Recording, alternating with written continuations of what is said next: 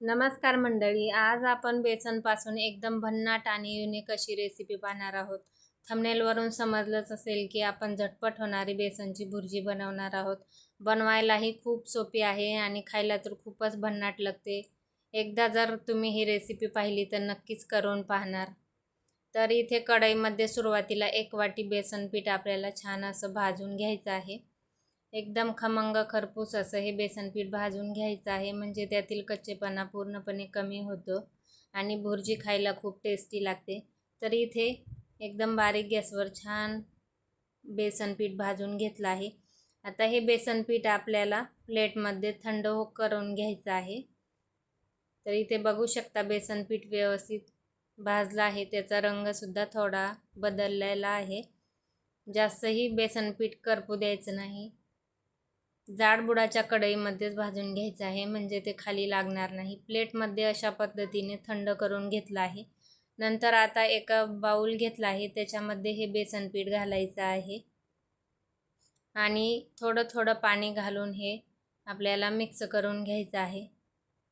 एकदम जास्त पाणी घालू नका, थोडं थोडं पाणी घालून यातील पूर्णपणे गुठळ्या मोडून घ्यायच्या आहेत आणि एकदम पातळ असं हे बेसनचं बॅटर आपल्याला सुरुवातीला बनवून घ्यायचं आहे. अशा पद्धतीने बॅटर बनवल्यामुळे भुर्जीमध्ये जास्त गाठी होत नाहीत. एकदम सुटसुटीत अशी आपली बेसनची भुर्जी तयार होते. तर इथे बघू शकता अशा पद्धतीचं पातळ असं ही बॅटर मी इथे बनवून घेतलं आहे.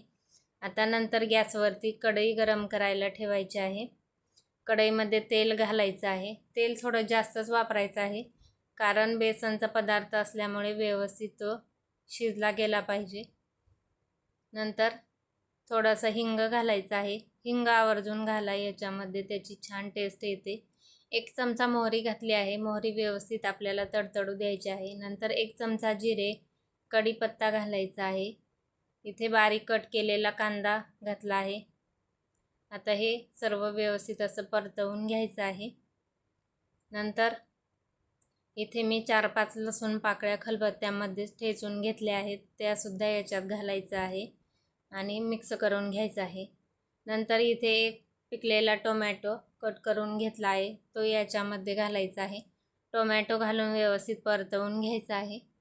टोमॅटो लवकर सॉफ्ट व्हावा यासाठी इथे आता थोडंसं मीठ घालायचं आहे आणि नंतर मसालेसुद्धा घालायचे आहेत. तर मसाल्यामध्ये हळद पावडर, धने पावडर, गरम मसाला आणि लाल मिरची पावडर घालायचं आहे. तुमच्या आवडीनुसार तिखट तुम्ही कमी जास्त वापरू शकता. आता हे व्यवस्थित असं मिक्स करून घ्यायचं आहे आणि टोमॅटो छान सॉफ्ट होईपर्यंत हे असंच आपल्याला परतवून घ्यायचं आहे. तर आता बघू शकता टोमॅटो व्यवस्थित सॉफ्ट झालेला आहे. टोमॅटोचा आंबटपणा बॅलन्स होण्यासाठी इथे पाव चमचा एवढी साखर घातली आहे आणि या स्टेजला आता बेसनचं मिश्रण घालायचं आहे. सर्व मिश्रण याच्यात घालायचं आहे आणि व्यवस्थित याला मिक्स करून घ्यायचं आहे. आपण बेसन पाण्यामध्येच कालवून घेतलं असल्यामुळे आता वरून याच्यात पाणी घालायचं नाही. अशा पद्धतीने छान व्यवस्थित याला आता मिक्स करून घ्यायचं आहे. सुरुवातीला तुम्हाला हे मिश्रण असं एकत्र झाल्यासारखं दिसत असेल, परंतु हळूहळू हे मिश्रण सुटसुटीत व्हायला सुरुवात होते. गॅस एकदम बारीक ठेवायचा आहे, त्यामुळे खाली मिश्रण कढईला लागणार नाही. तर इथे बघू शकता अशा पद्धतीने याच्या गुठळ्या होऊ द्यायच्या नाहीत. व्यवस्थित याला मोडून घ्यायचं आहे. त्यामुळे सुरुवातीला आपण बेसन पीठ भाजून घेतलं होतं, म्हणजे ही भुर्जी नंतर आपल्याला कच्ची लागणार नाही. तर इथे जास्त खाली बेसन लागू नये म्हणून मी 1 मिनिटभर गॅस बंद केला होता. आता नंतर पुन्हा गॅस सुरू करून व्यवस्थित याला छान मिक्स करून घेतलं आहे. ही बेसनची भुर्जी कढईला खाली थोडीफार लागते, म्हणूनच जाडबुडाची कढई वापरायची आहे. तर बघू शकता आता मिश्रण थोडं थोडं सुटसुटीत व्हायला सुरुवात झाली आहे. नंतर इथे लास्टला मीठ घालायचं आहे. सुरुवातीला टोमॅटो सॉफ्ट होण्यासाठी सुद्धा मीठ घातलं होतं, त्याच्या अंदाजानुसारच घालायचं आहे आणि थोडंसं लिंबू पिळायचं आहे.